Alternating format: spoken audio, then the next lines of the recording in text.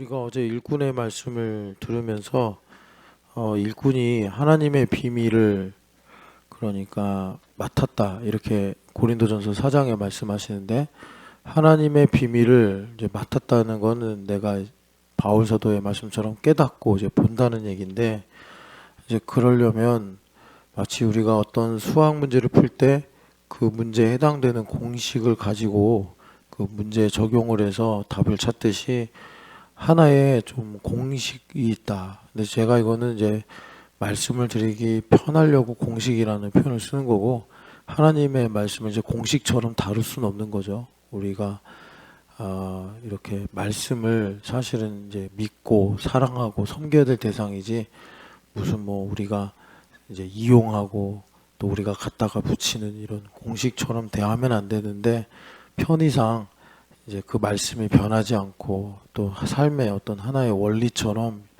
일을 하기 때문에 제가 공식이다라고 굳이 말하는 겁니다. 그런데 그런 것이 뭐냐, 여기 말씀에도 나오지만 풀과 꽃의 이 뭐라 그럴까, 섭리라고 해야 되나 이치라고 해야 되나, 이제 그런 건데 성경에 자주 나와요, 이 풀과 꽃이. 그래서 어제 제가 왜 그러냐, 그게 이스라엘 사람들이 살아가는 이 그 가나안 땅에서 흔히 볼 수 있는 자연 환경이기 때문에, 하나님께서 애굽에서 살지 않게 하시고 가나안 땅으로 인도하셨는데, 그 가나안 땅의 지형적 특성이 있기 때문이다라고 또 신명기에 말씀하잖아요. 그러니까 그곳의 어떤 뭐 지정학적 위치나 또 여러 가지 자연 환경들, 이런 것들이 다 이스라엘 백성들에게 하나님의 말씀 뜻이 뭐냐 이걸 이제 가르쳐주는 수단이 되는 건데, 그러니까 거기는 이제 연간 강수량이 그 최소 강수량이라, 그러니까 뭐 여러분들 예전에 뭐 지리 시간에 기억나시는지 모르겠는데 뭐 초목 한계선인가 그런 거 있잖아요. 그래서 그 아래로 이제 강수량이 떨어지면 생명, 하여튼 그 식물이 살 수가 없는, 딱 거기에 걸쳐 있는 땅이 그 가나안 땅이에요. 그런데 건기가 되면은 그냥 황량하다가 우기가 돌아오면, 거기서는 우기가 언제더라, 하여튼 동남아시아랑 반대든가 하여튼 그래요. 그래서 여튼 여행을 가려고 그럴 때 우기 때 가면은 좀 이제 행동이 제약이 된다 뭐 이렇게도 말하는데, 여하튼 간에 건기우기가 확실하게 이게 나눠져 있어서 이 풀과 꽃의 말씀이 이제 실감이 되더라라는 것입니다. 그래가지고 이것을 하나님께서 광야에서 일꾼 중에 대표적인 사람이죠, 모세. 이분이 얼마나 대표적인 일꾼인지 히브리서에서, 예수님도 일꾼이신데 예수님은 아들로서 충성하신 분이고 모세는 종으로서 충성했으니 이 예수님의 지위가 얼마나 높으냐 이렇게도 말씀하신단 말이에요. 그러니까 이 모세 선생님이 이제 하나님의 종으로서 충성하셨는데, 이분이 그 충성하시게 된 어떤 기본기를 닦은 것이 이 미디안 광야 40년 세월인데, 거기서 배운 거는 뭐 특별히 책을 많이 읽거나 아니면 뭐라 그럴까요, 또 심지어 기도를 많이 했거나 그런 것도 아니고, 그냥 40년 동안 풀이 돋고 꽃이 피었다가 건기가 오면 또 그냥 하루아침에 다 말라버리는 이런 것을 아주 수없이 본 거예요, 40년 동안. 그러면서 이분이 하나님께서 인생을 이렇게 다루시는구나, 이제 인생의 본질을 아신 거죠. 그래서 이제 민수기에 보면 참 그 하나님께 그 뭐랄까요, 이제 온유함이 지면의 모든 사람보다 승하였다, 이런 하나님께 어떤 인정도 받고, 또 하나님께서 모세를 이렇게 이제 불러서 친구와 같이 이야기했다, 이런 말씀도 있고, 이제 그런 것들이 다 그런 기본기에서 나온 건데, 이 풀과 꽃의 이치를 아는 것이 참 이제 중요하다. 이 풀과 꽃의 내용이 그 여러 군데 나오는데 다윗왕도 이걸 많이 묵상을 했어요. 그래서 다윗왕은 이제 그 안식과 연결해서 묵상을 했는데, 그러니까 이 풀이 시들고 꽃이 마르고 이러는 것들은 그 이제 다윗은 이렇게 연결했죠. 이제 하나님의 진노다. 그러니까 이 말씀을 뭐 다윗왕만 한 게 아니라 이제 모세 선생님도 시편 90편에서 하나님께서 우리에게 분노하심으로 우리가 한순간에 사라지나이다. 이제 이런 말씀을 했어요. 그래서 하나님께서 이스라엘 백성들이 그 하나님께서 가나안 땅에 들어가라 그랬을 때 이제 뭐 들어가라고 할 때는 안 들어가고 또 가지 말라고 그러니까 들어가고 그러니까는 들어가는 게 문제가 아니라 하나님 말씀이면 안 들으려고 하는 게 문제라 이스라엘 백성들 마음에. 그래서 하나님께서 이것들 들여보내 봐야 또 거기서 오히려 가나안 땅의 축복이 이스라엘 백성들에게는 또 불행이 되겠다 해가지고 40년 동안 광야에서 이렇게 방황을 하게 하셨는데 그거를 이제 다윗 왕이 하나님께서 진노하셔서 내 안식에 들어오지 못하리라 하신 말씀으로 시편 95편에 기록을 했단 말이에요. 그러면서 이들이 마찬가지로 모세처럼 풀과 꽃을 계속 보는 거예요. 광야에 있으면서 우기가 오면 이제 풀이 돋고 그리고 건기가 오면 마르고 이걸 계속 본 거예요. 보면서 또 인생의 본질을 본 거죠. 우리 인생이 그러니까 아담 선조에게 말씀하신 대로 흙이니 흙으로 돌아가라. 한 대로 우리가 다 이렇게 풀처럼 마르고 꽃처럼 시드는데 하나님께서 그렇게 우리 인생을 인도하시면서 사실은 어떤 은혜를 베푸시는가. 이제 이 부분이 중요한데 우리 마음의 완고함을 하나님께서 이렇게 또 풀과 꽃이 마르고 시들 때 시드는 것처럼 주님께서 우리의 완악함을 그러니까 뭐라 그럴까 제거해 주신다. 힘이 빠지는 거죠. 힘이 빠지는 거예요. 그래서 율법적으로는 이제 전도서 말씀대로 내가 늙어야지 힘이 빠진다.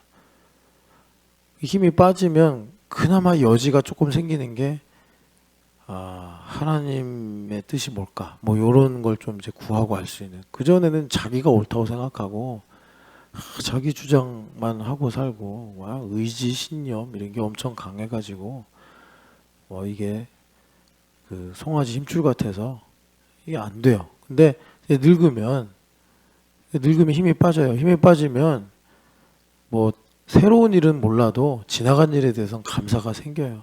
감사가. 그러니까 여러분들이 이렇게 이제 부부로 사는데 살다가 이제 한 사람이 먼저 가면 힘이 좀 나이가 들어서 가는 거잖아요. 그러면 좀 잘해줄 걸. 그냥 좀 해달라는 거 좀 내가 해줄 걸. 내가 왜 그렇게 젊을 때는 승질 부리고 그거 대단한 일도 아닌데 왜 이렇게 내가 속 좁게 살았을까? 그게 풀과 꽃의 이치예요. 그래서 풀과 꽃처럼 우리 인생이 시들어 버리니까 참 그때 그냥 뭐라고 하지 말고 잘하라고 할 걸. 고맙다고 좀 할 걸. 난 왜 이렇게 박하게 살았나? 이런 생각을 하는 거예요. 비슷해요, 신앙도. 신앙도 비슷해요. 그래서 이렇게 이제 그 일꾼이 그 풀과 꽃의 이치 속에서 이 시들고 마르는 거, 우리 인생도 이제 늙어지고 힘이 빠지고 이것도 역시 진노 가운데 이루어지는 일이에요. 오늘 여기 보면은 여호와의 기운이 불어서 그렇게 꽃과 풀이 마른다, 시든다 이렇게 말씀하는데 이 기운이 의역을 많이 한 거예요. 성령 하나님께서 수면 위를 운행하시니라랑 똑같아요. 우리 인생에서 섭리하셔가지고 우리 인생이 이렇게 이제 하나님의 정하신 기한과 때를 좇아서 이제 시드는 거예요. 늙어지는 거예요. 늙어지는 건데 그 가운데서 이게 은혜구나. 이거를 진작에 깨달으면 이제 그 다음으로 하나님의 뜻이 무엇이냐, 하나님의 계획이 무엇이냐. 그러니까 율법적으로 가면은 인생 말년에 창조주가 계시는구나. 그냥 그 정도로 그냥 끝나는데 내가 좀 이제 율법이 아니라 하나님의 은혜에 대해 반응해 양심의 자유가 임해서 하나님의 은혜로 내 인생을 살게 되면 내가 많이 늙기 전에 뭐 가장 좋은 건 우리 여기 이제 가빈이랑 이세미가 양쪽 사이드에서 지금 거의 맥을 못 추고 있는데 그래도 가상하다 힘든데 이렇게 나와가지고 예배도 하고 훌륭하네, 훌륭해. 그래도 이세민 언니라서 이렇게 얘기하니까 졸다가도 좀 송구합니다. 이러고 눈을 뜨고 있는데 가빈이 이제 눈을 떴구나. 이제 학교 갈 가방 다 챙겨온 거야? 이세민은 그거 갖고 학교 가는 거야? 아니, 다시 집에 가서 가방 가져와야 돼? 아, 대단하다. 아빠한테 좀 오늘 오토바이 좀 태워달라고 그래. 강성모 집사님이 막 오토바이 타고 다니는데 못 알아보겠어요. 좀 이게 익숙하지 않은가 봐요. 무슨 뭐 배달하는 사람인가 한데 갑자기 훅 인사를 해가지고 깜짝 놀랐어요. 저는 그랬더니 강성모 집사님이더라고. 여하튼간에 가상하다. 훌륭해요. 근데 졸다가 그 차 가지고 넘어뜨리지 마. 너무 그러면 심장이 떨려. 가끔씩 애들이 자다가 이걸 이렇게 발로 이렇게 차더라고요. 그럴 때 있잖아요. 자다가 발길질할 때. 그래가지고 그냥 쨍그랑 소리가 나고 막. 자, 그래서 이 풀과 꽃의 이치를 깨달을 때 바울 사도가 계속해서 우리에게 말씀하시는 것처럼 비밀을 우리가 알게 된다. 여기 말씀으로 보면은 하나님의 레마가 여기 여호와의 입이 말씀하셨느니라. 이거 레마죠. 그리고 하나님의 말씀은 영원히 서리라. 여기도 레마입니다. 그래서 하나님의 레마를 입어서 내가 소리가 되는 거예요. 그래서 일꾼의 이미지는 뭐냐? 소리예요. 소리. 무익한 종이라고. 소리는 메시지를 전하고 사라지잖아요. 형체도 없이 흔적도 없이 사라지잖아요. 그게 일꾼이에요. 그게 성공적인 일꾼이에요. 여러분 목사님 너무 허망하지 않습니까? 그게 허망한 게 아니라고 영생을 갖는 거란 말이에요. 그래서 이제 그 신약에서 보면 이 말씀에 이어서 등장하시는 분이 세례 요한이잖아요. 세례 요한. 그래서 여러분 이 일꾼을 볼 때 우리가 이 세례 요한을 잘 묵상하면 많은 유익을 얻을 수 있는데 세례 요한 선생님이 남기신 여러 말씀 중에 하나가 나는 신랑의 친구다. 그러면서 이제 신랑의 친구는 신랑이 잘 되는 걸 기뻐한다. 그는 흥하고 나는 쇠하여야 지리라. 이게 일꾼이에요. 그러면 여러분 그 사실 세례 요한이 누구냐? 이게 복음서에 나타나는 아주 큰 질문이요 관심인데 세례 요한 자신도 자기가 누구다 이렇게 얘기를 안 했어요. 그냥 자기도 이사야서의 말씀처럼 나는 광야에 외치는 자의 소리다 이러고 말았단 말이에요. 근데 나중에 예수님께서 세례 요한이 누구냐 이런 질문할 때 엘리야다 이런다고. 그래서 여러분 아시겠지만 복음서 초두에 세례 요한이 등장하잖아요. 사람들이 와서 너 메시아냐? 아니다. 그럼 너 엘리야냐? 아니다. 나는 광야에서 외치는 자의 소리다. 이렇게 했는데 이분이 선지자잖아요. 제사장 가문 출신의 선지자. 그런데 예수님께서 그가 바로 그 엘리야다. 그러면 성공한 거죠. 아니 뭐 세례요한 선생님한테 차 사주고 아파트 사주고 뭐 좋은 옷 입히고 세례요한 선생님이 그걸 위로를 받았겠어요? 자기가 사가랴 집안의 아들이라고 언젠지 모르지만 노년에 얻은 아들이에요. 그리고 사가랴 이분이 아들 낳았을 때 하여튼 예언도 하시고 상당한 기대를 한 몸에 받았단 말이에요. 엘리사벳도 경건한 어머니시고.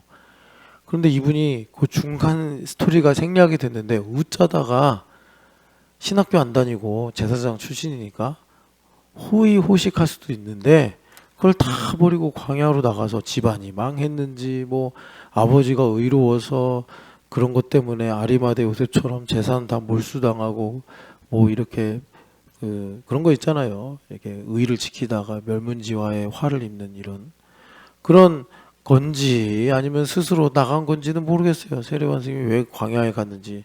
광야에 가서 베어 그리스도 아닌데 메뚜기 잡아먹으면서 살아가시고 힘들었죠. 힘들었죠. 그래가지고 이분이 그런 이제 하나님만 얼마인지 모르지만 한동안 하여튼 등장하기 전까지 십수년 혹은 수십 년을 그렇게 사시다가 예수님보다 한 6개월 빨리 태어났잖아요, 이분이. 그러니까 예수님하고 거의 같은 나이라고 봐야 되는데 예수님 30살 때 이렇게 세례를 주신 거 보면은 이분은 그래도 좀 몇 년 일찍 등장하셔서 이렇게 이제 예수님 하셔야 될 일들을 예비하신 것 같은데 여하튼 간에 그래 이분이 그런 삶을 살았단 말이에요. 그래서 이분이 하신 정말 금과 옥과 같은 말씀 뭐냐면 그는 흥하여겠고 나는 쇠하여지리라. 그게 여러분 승리하는 길이고 그게 성공하는 길이에요. 그러니까 여러분 비밀을 모르면 다 하나하나 나는 소리로 산단 말인가 그러면서 나는 좀 뭔가 잡히는 게 있고 묵직한 게 있고 이러면 좋겠는데 이런 생각을 할 수도 있고 또 나는 쇠하여지리라 하니까 그냥 나 좀 흥했으면 좋겠는데 이러면 일꾼이 안 돼요. 계속 덧셈 뺄셈 하다가 밤샌다고. 그래서 여러분 그 이제 주님께서 우리 신촌연합교회에게 일꾼의 말씀을 주시는데 자 재미있는 거 하나 해드릴게요. 여러분들이 질문을 많이 하면 내가 이런 얘기도 좀 많이 하고 싶은데 성경도 그렇고 또 성경을 적용하는 내용도 그렇고 근데 또 별로 궁금하지 않을 수도 있죠. 궁금하지 않을 수도 있는데 그 어제 무슨 일이 있었는지 아십니까? 뭐 이것도 계속 반복해서 들으니까 또 그랬나 보다 이제 익숙해질 수도 있는데 또 역사상 코스피가 최고를 찍었어요. 최고를 찍었어요. 6,300 뭐 얼마든가 그래요. 그래가지고 여러분들이 이런 이제 헤드라인이나 소식을 들으면 사는 건데 이게 가난한 거예요. 우리 예수님 믿는 사람들 이렇게 살면 안 된다고. 6,300이래요. 왜 그런가 봤더니 4월 들어서 이제 그 전쟁이 난 지가 한 달 넘죠. 어쨌든 그 올 초부터 전쟁을 지나면서 외국인들이 그 매도를 많이 했대요. 그러니까 이제 이제 달러가 많이 빠져나간 거죠, 우리나라에서. 근데 외국인들이 이렇게 많이 빠져나가는 이유는 뭐 여러 가지가 있겠지만 결정적인 게 환율이래요. 그래서 우리 정부가 환율을 못 잡으니까 이 신뢰를 잃어버리는 거죠. 그래서 외국인 투자자들 보통 이제 여러분들도 다 아시겠지만 주식하면 외국인, 기관, 개인 이렇게 나뉘잖아요. 근데 외국인들이 큰 손인데 외국인들이 하여튼 뭐 수십 조에 달하는 그런 이제 주식을 팔고 나갔다는 거예요. 그만큼 이제 비는 거 아닙니까? 그래서 막 떨어지는 건데 그래도 많이 안 떨어진 건 또 개인 투자자들이 열심히 그걸 샀다는 거예요. 그래가지고 이제 선방을 하다가 갑자기 4월 들어서 이제 6,300을 찍었다는 거예요. 그런데 왜 갑자기 이렇게 됐느냐? 4월 들어서 갑자기 외국인들이 이제 한국의 주식을 사자 해가지고 이제 매도에서 매수로 이렇게 옮겨진 거예요. 갈아탄 거예요. 이 사람들의 흐름이. 그래가지고 그것 때문에 이제 반등의 효과를 입어가지고 쭉 올라갔다는 거죠. 그런데 이제 이런 상황 속에서 올라갔다 내려갔다 하는데 사실 이번 이런 일들이 여러분들도 보시면 알겠지만 우리나라 이 소상공인 자영업자들이 폐업을 신고하는 게 지금 계속 그러니까 그 폐업하는 그게 건수가요 사상 최고예요. 그만큼 내수가 되게 안 좋다는 거죠. 자영업자들이 이제 사업을 그만둔다는 거 보면 돈이 안 돈다는 거 아니에요. 그 이상한 거예요. 실물하고 이 주가 지수하고 안 맞는 거예요 지금. 그리고 또 하나가 뭐냐면 청년들 지금 잠정 실업률이 20%를 넘는데요. 이것도 좀 경고등인 거예요. 왜냐하면 노인들 그 이제 뭐 이렇게 어르신들 하는 작은 일자리는 그거는 사실 경제 그 보탬이 안 되잖아요. 젊은 애들이 일을 해야지 10년, 20년 뒤에도 얘네들이 뭐 소비도 하고 저축도 하고 이러면서 이제 그렇게 활동을 하는데 얘네들이 일을 하네. 그러면 10년 뒤에도 얘네들은 지금 미래가 없는 거예요. 그래서 우리나라가 지금 당장 이게 안 좋다. 물가 지금 엄청나게 오르고 여러분 물가 오르는 거 피부로 실감되죠? 물가 엄청 오르고 있어요 지금. 그러니까 하나도 안 좋은데 실물 경제는 근데 주식은 올라. 야 이거 이상하다. 그러니까 여러분 이거 그냥 살고 살 걸 이렇게 생각하면 안 된다고. 우리 예수님 믿는 사람들은 뱀처럼 지혜로워야 된다니까요. 그래서 여러분들 그 한 가지 우리가 심각하게 생각해야 되는 게 혹시 우리 교회 그런 사람 있으면 저한테 와서 빨리 얘기해요. 비투한 사람. 혼자 몰래 어디 가가지고 그러지 마요. 그거 하고 싶어도 그러지 마요. 비투하지 마요. 그 여러분 조금만 이제 자료 찾아보면 여러분들 다 아실 내용인데 그거 연쇄적으로 해가지고 폭락하는 그 이제 트리거가 되잖아요. 주가 하락하면 담보금 내야 되고 그거 못 내면 강제로 매도돼야 되고 그러면 그 주식 다 잃어버리고 그 빚만 이만큼 드는 거예요. 우리나라 지금 B2가 사상 최고래요. 예, 과열된 거죠. 여하튼 간에 이런 모든 상황 속에서 사실 지금은요, 우리가 이제 이게 뭔가 이게 분별하고 판단할 때 가장 우리가 잘 쓰는 게 지금까지, 그러니까 기존에 있는 조건들을 잘 분석해서 지금 상황이 어떻게 갈까, 이걸 우리가 보통 사용하는 방법이거든요. 지금 있는 조건을 가지고. 그런데 제가 올 초 들어서 전문가들이 이럴 거야, 저럴 거야, 그럴 거야, 다 틀려. 요즘 전문가들이 하는 말들이 다 틀려요. 그 왜 그러냐면 이 변수가 지금에 있지 않고 미래에 있는 거예요. 다. 그러니까 미래에 무슨 일이 일어날지 모르니까 전문가들이 지식을 동원하고 사례를 동원하고 뭐 여러 가지를 분석해서 이렇게 될 거야, 저렇게 될 거야 하는데 딱 맞추는 사람이 없어요. 그러니까 여러분 지금은 알 수 없는 상황이라. 그럼 이럴 때 이제 예수님 인 사람은 어떻게 해야 되느냐? 여러분 성령 하나님께 기도해야 돼요. 이럴 때 성령 하나님 저에게 좀 길을 비춰주시고 가르쳐 주십시오. 그래서 지금 이제 만약에 그런 기도를 했다. 그러면 잠언 16장을 가보세요. 잠언에는 우리 교회는 어떻게 보면 잠언교회다 이럴 수도 있어요. 나중에 그런 일들은 나중에 이유를 말씀드릴게요. 근데 16장 1절 보면은 같이 여기 이제 16장 1절이나 또 16장 9절 이게 좀 수미상관처럼 이렇게 메시지를 전하고 있는데 같이 1절 읽어보겠습니다. 마음의 경영은 사람에게 있어도 말의 응답은 여호와께로부터 나오느니라. 아멘. 그러니까 사람이 열심히 경영은 하는데 결국 일을 이루시는 분은 하나님이다. 이걸 이제 지혜로 말씀하시고 이걸 아는 게 지혜란 말이에요. 그러니까 여러분들이 그러니까 계획을 세워야지 하나님의 뜻이 어떻게 이루어지는지를 알아요. 그러니까 이걸 어리석게 적용해서 계획을 세우나마나 하나님께서 자기 마음대로 하시면 우리는 계획 안 세우는 게 낫지 않아요? 이거는 진짜 읽은 게 오히려 해가 되니 그런 사람들은 어떻게 해야 되지? 그냥 모르고 사는 게 약인가? 그냥 계획을 해야지 하나님의 뜻이 이거구나. 내 계획대로 안 되든 간에 하나님의 뜻이 이거구나를 우리가 알 수가 있는 거예요. 계획은 세워야 된다고. 9절도 읽어봅시다. 사람이 마음으로 자기의 길을 계획할지라도 그의 걸음을 인도하시는 이는 여호와이시니라. 아멘. 그러니까 하나님의 뜻이 어떻게 될지 우리는 모르죠. 속단하거나 단정할 수는 없는데 중요한 거는 우리가 계획을 세워야지 내 계획과 다르게 하시는구나. 혹은 내 계획을 통해서 일을 이루시는구나. 이걸 알 수 있단 말이에요. 계획을 안 세우면 하나님의 뜻이 무엇으로 이루어지는지든가 아니면 언제 이루어지는지를 우리가 감도 못 잡고 알 수도 없어요. 그래서 이제 잠언에서 이렇게 우리에게 지혜를 말씀하시면서 방금 전에 지금 경제 얘기했잖아요. 지금 우리가 꽂혀야 될 말씀이 8절 말씀이에요. 같이 읽어보겠습니다. 적은 소득이 공의를 겸하면 많은 소득이 불의를 겸한 것보다 나으니라. 아멘. 그러니까 지금 상황이 딱 1절이나 9절 상황이거든요. 인간이 아무리 계획을 하고 아무리 분석을 하고 아무리 예측을 해도 하나님께서 경영하시는 그 일들을 쫓아갈 수가 없어요.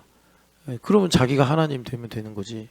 근데 하나님의 뜻을 알 수가 없는 거예요. 이 주식이 진짜 B2 때문에 최악의 상황을 예견하는 사람들처럼 정말 우리나라가 베네수엘라 꼴이 날지 중국 꼴이 날지 아니면은 하나님께서 기가 막힌 섭리로 정말 다시 한번 이 대한민국을 통해서 쓰시는 이런 마중물이 될지 이건 모르는 거예요. 다만 우리는 진짜 양심을 갖고 이 나라를 위해서 또 정부의 관리들 위해서 기도하면서 뱀처럼 지혜로워야 되는데 그런데 중요한 건 8절인데 여기 보면은 소득의 문제를 주님 말씀하시잖아요. 어떤 소득이 필요하다고요? 적더라도 의로운 소득이 필요하다. 이걸 말씀하시는 거예요. 의로운 소득이. 그럼 의로운 소득이 뭐겠어요? 여러분, 의로운 소득이 뭐냐면 예수님 말씀하신 것처럼 하늘에 보화를 쌓아라. 근데 예전에 한번 말씀드렸잖아요. 그게 마태복음 6장 28절 말씀인데 하늘에 보화를 쌓으라 그러면 우리는 이제 에이 이런다고요. 에이. 왜? 하나님 좋으라고 하는 것처럼 느끼니까. 근데 예수님께서 거기서 뭐라고 그러셨는지 이거 꼭 기억하라고 제가 말씀드렸잖아요. 왜 하늘에 보화를 쌓아야 돼요? 왜 하늘에 보화를 쌓아야 돼요? 너희를 위하여. 그거 우리가 하늘의 보화를 쌓아라. 그러면 하나님을 위하여 뭔가 내가 이제 뭐 내 소득의 일부를 하나님께 드린다거나 이런 식으로 생각을 해요.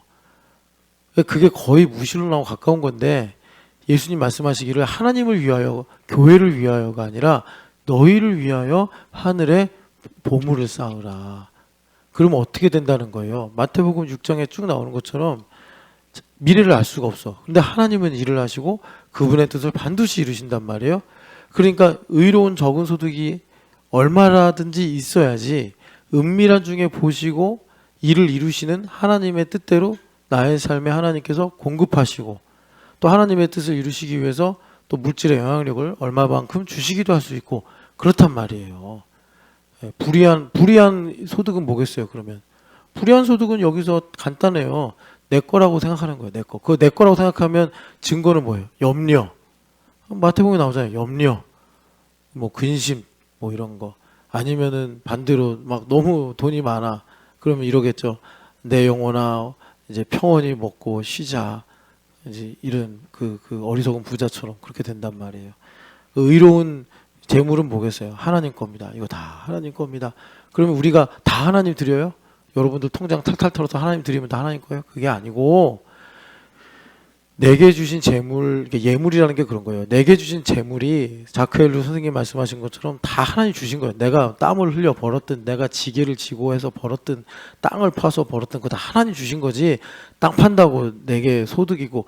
아니 창세기 안 읽어요? 창세기 3장 보면은 뭐 또 가인 4장 보면은 안 된다고 하시잖아요. 하나님께서 이제 땅이 너에게 소출을 주지 않을 거다. 그런데 은혜로 하나님께서 소출을 주시는 거예요. 거저 주시는 거라고요. 그래서 그것을 우리가 이제 복으로 받는 건 뭐냐면 이거 다 하나님 거구나. 그래서 그걸 통해서 더 하나님을 사랑하고 하나님의 뜻을 깨닫는 게 이제 우리에게 복으로 임하는 건데, 그런데 우리 마음이 부패하기 쉽단 말이에요. 그러니까 어떻게 하겠어요? 그 모든 재물을 하나님 거다. 그래서 내가 마음이 평안하고 이것으로 하나님을 더 사랑할 만큼 예물을 드리는 거예요. 그 최소가 11조고 그리고 그 11조 이상으로 감사 예물, 나눔 예물 드리는 것이 뭐냐? 이거 다 하나님 겁니다. 그래서 내 계획보다 줄어들어도 염려하지 않고 내 계획보다 많아져도 그것 때문에 내가 교만해지거나 뭐 부패하지 않고 그렇게 하나님께서 나를 이제 지키시고 보호하시는 거라. 그래서 여러분 지금 이제 뭐 어떤 주식을 사라 이런 거는 아니고 이제 성경을 통해서 우리가 깨닫는 건 뭐냐? 아, 의로운 소득을 주님께서 주목하시는구나. 이걸 마치 하나님 나라의 종잣돈처럼 사용하셔서 나의 삶에 이제 물질의 영향력을 주시는구나. 이렇게 되더라라는 거예요. 그래서 여러분 우리가 이제 이렇듯 이제 한 가지 사례를 말씀드린 거예요. 이렇듯 우리가 이제 이사갈 지파 리더 200명처럼 시세를 읽어가지고 하나님의 경륜에 이제 편승을 해야 돼. 그러니까 하나님의 경륜이 뭐냐? 우리가 그것을 이제 바울 사도의 자전적인 고백이 담겨 있는 로마서 11장에서 많이 봤는데 크게는 9장에서 11장 거기 보면은 이방인의 수얘기가 나온다고. 그러니까 수학이 중요해요. 수학이 그냥 그리스 철학자들이 시간이 남아서 수학 연구하고 뭐 원주율 계산하고 뭐 부채꼴의 호의 길이를 어떻게 할까 그런 거 시간 남아서 한 게 아니라 거기에 그러니까 기가 막힌 지혜와 비밀이 있어서 그런 걸 탐구한 건데 성경도 마찬가지예요. 그래서 하나님의 공의가 뭐냐? 수를 채우는 거예요. 수를 채우는 거. 그러니까 이 수를 채우는 게 하나님의 공의인데 이 수를 채우는 게 뭐냐? 그냥 아무개나 불러가지고 100명이면 100명, 1000명이면 1000명을 채우면 되는 거냐? 그게 아니라 하나님의 모략에 의해서 예정한 사람들만. 가라지와 알곡을 구분해서 예정한 사람들을 하나님께서 찾으시고 모으시는 일이에요. 그게 하나님께서 수를 채우시는 건데 그 예정이 뭐예요? 사랑. 창세전에 우리를 사랑하기로 작정을 하셨다고 하나님께서. 그래서 그걸 우리가 예정하셨다 그러잖아요. 그래서 수를 채우는 거에는 하나님의 공의와 사랑이 만난다고. 그래서 여러분 잘 보면 예수님 믿거나 또 교회가 있잖아요. 그런데 뭐 조금 부족할 수도 있고 조금 지나칠 수도 있어요. 그런데 우리 주님께서 되게 편애하듯이 사랑하는 사람이나 교회를 보면은 이 전도 열심히 하는 거예요. 전도. 왜? 이건 공의와 사랑이 만나거든요. 그 사람이 좀 인격이 부족하고 조금 엉터리고 조금 뭐 이렇게 지나치고 그래도 일단 하나님께서 이 수를 채우는 것은 상당히 중요하게 보시고 이것은 정말 충성으로 보시기 때문에 하나님께서 편애하듯이 사랑하세요. 그러니까 여러분 이 비밀을 좀 아시면 좋아요. 그래서 여기서 이제 오늘 우리가 이런 내용을 전제로 지금 이사야서 40장을 보려고 하는 건데 40장에 보면은 먼저 1, 2절에 내 백성을 위로하라 이렇게 말씀을 하세요. 근데 갑자기 하나님께서 왜 위로하라고 하시는가 봤더니 노역의 때가 끝났다 이렇게 말씀하세요. 그럼 이스라엘 백성들이 뭘 하고 있길래 노역의 때가 끝났다고 하시는가? 우리가 성경을 이제 많이 읽으면 알죠. 아, 바벨론 유수를 가리키시는 거구나. 바벨론 땅에 끌려가서 이들이 70년 동안 그렇게 종살이를 하다가 돌아오게 되겠다라고 하나님께서 약속하셨는데 그때가 돼서 내 백성을 위로하라 말씀하시는구나. 그런데 여기 보면은 위로하라 내 백성을 위로하라 하시는데 여러분 예전에 말씀드렸잖아요. 이스라엘 사람들이 말을 할 때 워드플레이로 말하는 걸 좋아한다. 그래서 그 중에 하나가 뭐냐면 똑같은 단어를 달려 또 달려 이런 식으로 두 번을 말해서 강조를 한다. 그래서 하나님의 말씀이 임했다라는 에스겔서 1장 3절을 보면은 우리 한글 성경에는 특별히 임하고 이렇게 말씀이 번역이 됐는데 사실은 그게 직역을 말하면 임하고 또 임하였다. 이렇게 말씀이 나와 있어요. 그 하박국 선지자가 3장에 내가 여호와의 이 관한 소문을 들었다 했을 때 그때 들었다 할 때 듣고 들었다 이렇게 번역을 해야지 맞는데 그냥 들었다로 넘어가서 그냥 단순한 뭐 리스닝 이렇게만 알고 넘어가게 만들었는데 하나님의 말씀이 귀에 꽂혔다. 하나님의 말씀이 귀에 들려서 나를 사로잡았다. 이렇게 이제 보는 게 맞아요. 그래서 하박국이 가지고 있는 생각이나 의견이 다 녹아내리고 하나님의 뜻이 이 하박국의 마음에 임하게 된 건데 여기도 마찬가지예요. 위로하라 위로하라 내 백성을 이렇게 말씀하셨는데 이렇게 말하면 좀 한국 사람들이 의미 없이 지나갈까 봐 내 백성을 가운데로 넣어서 위로하라 내 백성을 위로하라 이런 식으로 이제 번역을 한 건데 뭐 영 틀린 건 아니지만 그러니까 하나님께서 특별히 위로해라 말씀하시는 거예요. 자 여러분 우리가 성경에 다양한 사건들이 있는데 이제 영으로 하나님 말씀을 읽으면 이 다양한 사건들이 광야의 말씀이 출애굽의 말씀이 바벨론에서 돌아오는 말씀이 다 나의 삶에 퍼즐이 된다고. 예. 그래서 지금 이 말씀이 바벨론에 살다가 이제 돌아오는 이스라엘 백성들을 향해서 하나님께서 위로하라 하시는 거예요. 그게 무슨 말씀이냐? 그들을 특별히 위로하라는 건데, 그러니까 그들이 그 바벨론에 살면서 참 힘들고 어려운 이런 이제 상황 속에 있었단 말이에요. 이건 짐작인데, 여러분 그 바벨론에 살다가 이제 뭐 또 제국이 바뀌잖아요. 페르시아로. 얼마나 기간이 지나가는지 모르지만 그러면서 많은 유대인들이 뭐 진작에 이제 북이스라엘 사람들은 많이 흩어져 있었고 그리고 남유대 사람들은 바벨론으로 끌려갔다가 페르시아로 바뀌면서 페르시아가 뭐 127도인가 그래가지고 그 전 역으로 다 퍼져 있지 않습니까? 유대인들이. 그런데 이 유대인들 중에 돌아온 건 극히 일부예요.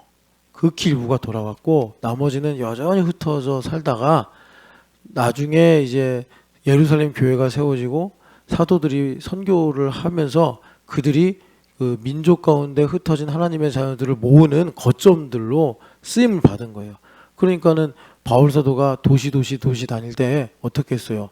회당을 가잖아요. 그 회당이 다 그 바벨론 때 흩어졌다가 미처 돌아오지 못하고 거기에 주저앉아서 그냥 뭐 그렇게 이제 마을을 만들고 자신의 어떤 경제권을 만들고 그런데 참 특이한 게 그러면 믿음도 잃어버릴 법한데 또 믿음을 안 잃어버려. 회당을 세우고 거기서 그들끼리 모여가지고 말씀 배우고 이런 거예요. 그런데 그게 나중에 이제 그 선교의 거점들이 된 거죠. 고린도 교회도 회당에서 시작을 했고 에베소도 회당에서 시작을 했고 다 그런 거예요. 그런데 여기서 이제 중요한 건 뭐냐면 그 이스라엘 백성들이 다 흩어졌는데 누가 돌아왔냐? 여러분 짐작을 해봐요. 누가 돌아왔겠어요? 일단은 여러분 그 느헤미야나 에스라도 그렇지만 고위 관직에 올라간 사람들은 마음대로 못 움직여요. 허락을 받아야 돼. 그래서 에스라도 그렇고 느헤미야도 그렇고 허락받은 걸 은혜라고 고백을 한다고. 그러니까 여러분 성경 보면은 모르드게나 다니엘은 고위관직에 있는 사람들인데 안 돌아갔어요. 못 돌아간 거지. 하나님께서 거기에 남겨놓으셔가지고 흩어진 이스라엘 유대인들을 돌보게 하신 거예요. 그들을 통해서. 그리고 극히 일부, 그러니까 뭐 고위 관직도 없고 딱히 뭐 바벨론이나 페르시아에 살면서 모아놓은 재산도 없는 그런 분들이 돌아온 거예요. 그런 분들이. 예. 그래가지고 뭐 그분들이 형편없다 이런 얘기가 아니라 하나님 섭리하시는 내용이 그렇다. 그래서 고린도전서에도 보면은 너희들의 부르심을 봐라. 너희들이 지식이 많아서, 너희들이 배경이 좋아서, 너희들이 뭐 장점이 있어서 잘나가지고 여기 고린도 교회에 있는 거 아니지 않냐? 없어서 부족해서 힘들어서 온 거 아니냐? 이게 하나님께서 영광을 받으시는 섭리다. 이렇게 바울사도가 말씀하시는 거예요. 그들이 돌아오는데 얼마나 힘들었겠어요.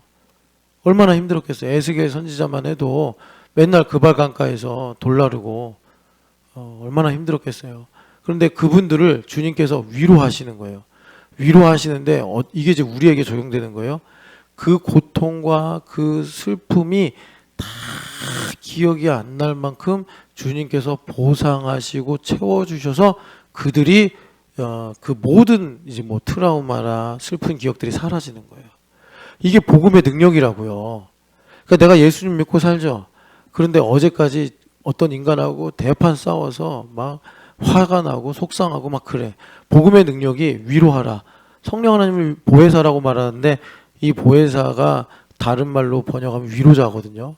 그러니까 하나님의 영광과 능력과 하나님의 그 존귀하심을 나에게 복음의 능력이 가르치고 알게 해서 그 사람의 허물이 안 보이는 거예요. 그렇게 미웠는데, 그렇게 내가 싫었는데 하나님의 사랑을 복음의 능력으로 입고 나니까 그냥 하나님께서 그 사람을 보시는 관점이 나에게 임해서 그냥 긍휼히 여겨지고, 그리고 하나님의 뜻이 있으니까 그분이 잘 됐으면 좋겠고 이런 마음만 남는 거예요. 그 마음이 흘러가는 게 용서예요. 그 마음이 흘러가는 게. 그러니까 내가 이제 여기 위로받는다가 뭔지 아시겠죠? 우리 인생에 많은 고통이 있어요.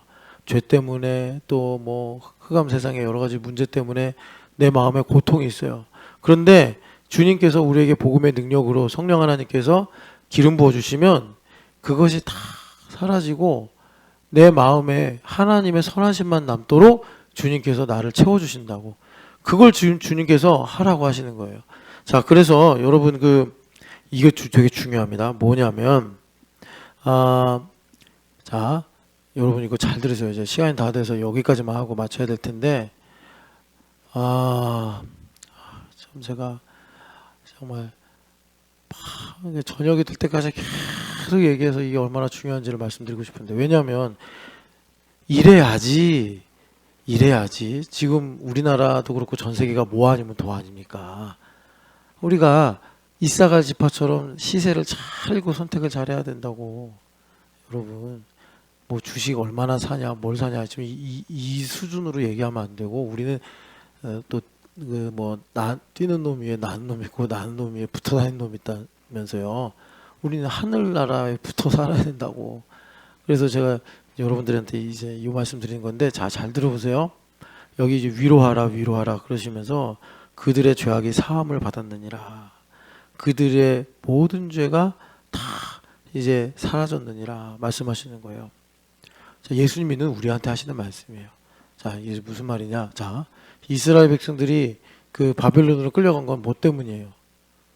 죄 때문에 끌려간 거예요. 여러분 뭐 성경 읽어보시면 금방 아시잖아요. 자, 율법적으로 보면은 이들이 70년 동안 바벨론 땅에 살다가 돌아오는 바벨론 유수는 이스라엘 백성들과 유다인들의 지독한 죄 때문이에요. 하나님께서 용서하시고 또 살려주시고 또 용서하시고, 언제부터? 사사기 시대부터. 왕들 때도 얼마나 하나님 은혜 주셨어요. 그런데 좀 살만하면 또 우상 숭배하고, 힘들면 또 살려달라고 그러고. 그런데 여러분 우리가 아는 것처럼 이런 일도 반복이 되면 내성이 생겨서 여기 이제 디모데 전서에 나오는 것을 양심의 화인을 맞는다고. 양심의 화인을 맞아서 이게 죄인가 모르고 살아요. 그래가지고 하나님께서 특단의 조치를 취하신 것이 바벨론으로 가자 이렇게 하신 거예요. 그러니까 참 이거 생각하면 슬프고 두려운 일이죠. 그죠? 그런데 잘 봐요. 복음적으로 보면 여기서부터 이제 위로하라가 그거예요. 복음적으로 보면은 이스라엘 백성과 유대인들이 바벨론에 끌려간 건 하나님께서 그 뭐 우리가 이제 알 수 있게끔 역사하신 게 이제 창세기 11장 바벨탑 사건 때부터인데 하나님께서 바벨탑 짓는 걸 이렇게 딱 보시고 탑이 아니라 도시였는데 도시를 이제 높이 세우는 거예요.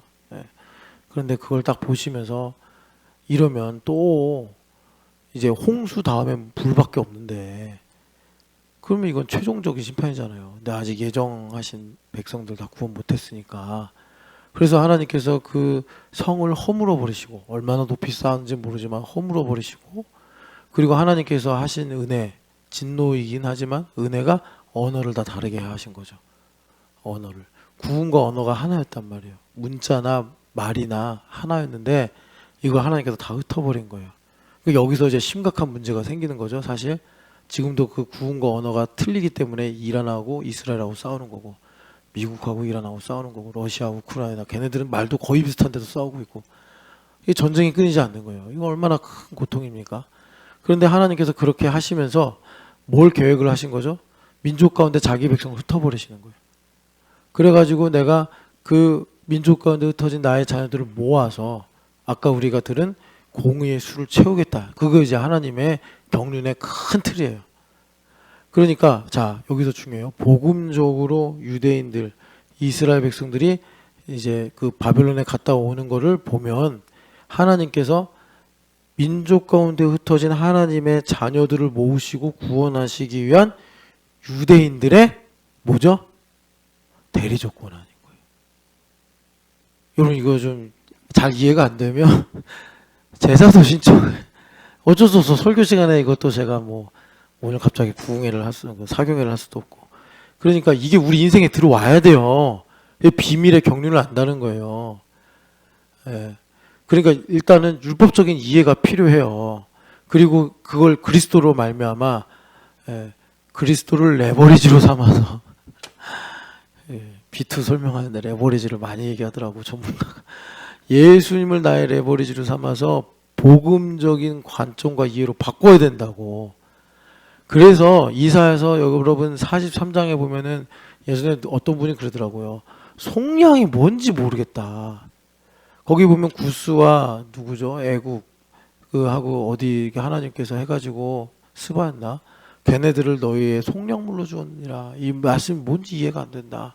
그래서 속량물로 줘서 생긴 결과가 뭐냐면 내 인생이 율법적으로 보면은 이 죄 가운데 살면서 내가 형벌을 받은 거고 저주를 받은 거예요. 내 인생에 뭐 여러분들 다 그런 거 있잖아요. 너무 힘들고 슬프고 고통스러운 거 바벨론 유수 같은 그런 형벌이 있는데 그런데 예수님께서 나를 속량하셔가지고 어떻게 됐냐? 그게 대리적 고난으로 바뀐 거예요. 이게 왜 중요하냐면 그래야지 하나님께서 내 삶에 공의의 근거를 세우시고 여러분들의 적은 소득을 가지고도 하나님의 경영에 편승하게 하셔서 혹시라도 이 나라가 베네수엘라처럼 되든 아니면 하나님께서 정말 통일을 위해서 영광스럽게 쓰시든 뭐 둘 다 통일을 위해 쓰시긴 할 거예요. 그 가운데 하나님께서 시세를 잘 판단해서 십광야 사람들처럼 사울 뒤로 줄 섰다가 일족이 사라져버리는 그런 인생이 아니라 아니 자기네 지파도 아닌데 이사갈 사람들은 그 200명이 나와가지고 그 지파를 살려낸 거 아닙니까? 여러분 이렇게 복음으로 말미암아 하나님의 이 경륜에 편승되시는 은혜가 있기를 축복합니다. 그래서 지금 시간이 없어서 여기까지 못하는데 그러면 여러분 그 이스라엘이 그 바벨론 갔다 돌아오는 게 여러분 이건 잘 이해되시죠? 율법적으로 보면 형벌이고 저주예요. 그게 다 있다니까. 다 있어요. 다 있어. 그 나리자매가 독일에까지 가서 하고 왔는데 이 피아노 못 쳤잖아요. 이것도 어떻게 보면 본인이 이제 대학교 때부터 열심히 피아노 연습하는 거고 내가 봤으니까 알아. 이것도 죄악의 형벌일 수 있어요. 치고 싶었는데 나중에 언젠가 나의 젊을 때 꿈은 어디 갔나 이럴 수 있다고. 그럼 되게 슬퍼지고 뭐 나는 이제 뭐 하고 살지 이럴 수 있어요. 그런데 이제 속량 되심의 은혜를 입어서 복음적으로 바뀌면 그렇게 하신 하나님의 크시고 넓으시고 풍성하시고 영광스러우시고 놀라운 뜻을 깨닫고 그 젊을 때 자신의 꿈과 뭐 이런 비전과 또 그때 받았던 말씀과 그때 수고했던 모든 것들이 사라진 게 아니라 하나님께서 영원한 가치로 다 바꾸셨구나 알고 복되게 살아간다고. 예. 우리 인생에 다 그런 게 있다니까. 지금 나리자매 이 일은 그래도 말할 만한 하니까 이제 여러분들 다 그거 있잖아요. 말 못할 사연들 다 있잖아요. 정말 꺼내면 눈물부터 나는 사연들 있잖아요. 그거 주님께서 위로하라고 지금 말씀하신다고. 그러면서 끝 결론이 뭐냐면 푸른 마르고 꽃은 시드는데 하나님의 말씀 영원하지 않냐 이렇게 말씀하시는 거예요. 그러니까 이게 되게 하나님께서 놀라운 은혜를 주시는 건데 나의 그 바벨론 유수 같은 고통과 눈물이 내 인생의 자산이 되는 거예요. 누구 때문에? 예수님 때문에. 그래서 우리는 비투를 안 해도 된다고. 이미 우리 마음에 엄청난 주님께서 뭐라 그럴까 자원을 이게 매장해 놓으셔가지고 그 진짜 우리 인생은 밭에 감추인 보화인 거예요. 이 보화만 캐내면 된다고 우리가. 근데 그 보화가 알고 보니까 바벨론에서 내가 살면서 겪었던 눈물이네. 눈물의 씨앗이네. 그래가지고 주님께서 이제 이걸 우리에게 오늘 말씀하시는데 여기서 그럼 이걸 여러분들이 각자 개인에게 적용하려면 제가 여러분들에게 말씀드린 로마서 3장 1절부터 8절을 이해해야 된다. 이걸 풀어야 된다. 로마서 3장 1절부터 8절에는 두 가지 질문이 있어요. 하나는 하나님께서 이스라엘 백성을 택하신 거잖아요. 자기들이 언제 해달라고 그랬나? 하나님께서 아브라함 때부터 빌드업 하셔서 택하신 거잖아요. 근데 얘네들이 어떻게 했어요? 구약을 읽으면 실패했잖아요. 그럼 하나님 잘못 선택하셨네. 한민족, 우리나라 민족을 선택하시든가 아니면 다른 민족을 선택하시든가 그랬으면 좀 더 나았을 텐데 하나님 오판하셨네. 그래서 바울서가 그런 거예요. 하나님 틀리셨냐? 아니죠. 하나님 틀리시면 우리가 여기 모였을 리가 없잖아요. 안 틀리신 거예요. 그들이 실패했는데 성경을 보니까 그 실패를 통해서 그들이 실패한 거의 끝이 뭐예요? 예수님 십자가 못 박은 거예요. 자기들이 그렇게 대망해놓고서 하나님 보내주시니까 죽여버렸어. 포도원 일꾼들의 그런 비유처럼. 그게 실패의 끝이에요. 그런데 하나님께서 그거 어떻게 하셨어요? 그걸 성공으로 바꾸셨네. 그걸 성공으로 바꾸셔요. 야, 이걸 여러분 이제 이거 풀어야 돼요. 머릿속에서. 기도하고, 아, 하나님 그러신 분이구나. 나의 실패를 성공으로 바꾸시는 분이구나. 두 번째는 뭐냐면, 그러면 이제 유대인들이 소피스트 같이 궤변을 펼친다고. 그럼 왜 우리를 저주하십니까? 우리의 실패로 하나님 득보셨으면 우리를 복 주셔야지 왜 우리를 저주하십니까? 이런 소피스트 같은 궤변을 펼치는 거예요. 근데 그게 우리 삶에 되게 중요한 질문이니까 바울사도가 꺼내는 거예요. 그러면 바울사도는 뭐라고 그러시죠? 하나님이 너랑 똑같냐? 이렇게 얘기하시는 거죠. 하나님이 너랑 똑같냐? 그러니까 이 두 가지 이 복음의 논리에 관한 이 두 가지 질문이 풀려야 돼. 그러니까 이 성령 하나님께 이거 읽을 때마다 여러분들이 이것만 읽으면 안 되고 여러분들이 루틴에서 성경 계속 읽잖아요. 계속 읽다 보면 언제 한번 또 만나고 또 만나고 또 만난다고. 그러니까 신약 3장을 매일 읽으면 1년에 좀 열심히 있는 사람은 3번 아니면 2번 정도는 만난단 말이에요. 이거를 그때마다 여러분 집중하셔서 기도하고 필요하면 톰슨 성경도 보시고 뭐 여러 가지 또 제자도 때 질문도 하시고 그래서 이게 이제 풀리면 아 위로하라라는 말씀이 율법적으로 보면 이스라엘 백성들이 분명히 죄 때문에 형벌받은 건데 주님께서 그걸 복음으로 완전히 뒤집으셔서 대리적 고난으로 하나님께서 바꾸시는구나. 이게 성경에 면면이 나와 있는 하나님의 역사예요. 그래서 나의 인생을 주님께서 새롭게 바꾸셔서 아까 잠언에서 본 것처럼 이게 국한된 내용의 말씀이지만 적은 소득을 가지고도 주님께서 이제 나의 미래와 희망을 위해서 또 사용하신다 이렇게 말씀하십니다. 여러분 이렇게 하나님의 경륜에 편승돼서 여러분 우리들의 인생을 하나님의 중심으로 보는 은혜가 있기를 축복합니다. 사랑하는 하나님 아버지, 우리 인생은 마치 바벨론 유수와 같아 죄로 인한 형벌 가운데 사는 것 같지만 예수님을 만난 다음에 하나님께서 이 일을 뒤집으셔서 하나님의 영광을 위한 상급으로 바꾸시고 하나님의 영광을 위한 하나님의 사랑과 자비로 덮으시는 줄을 믿습니다.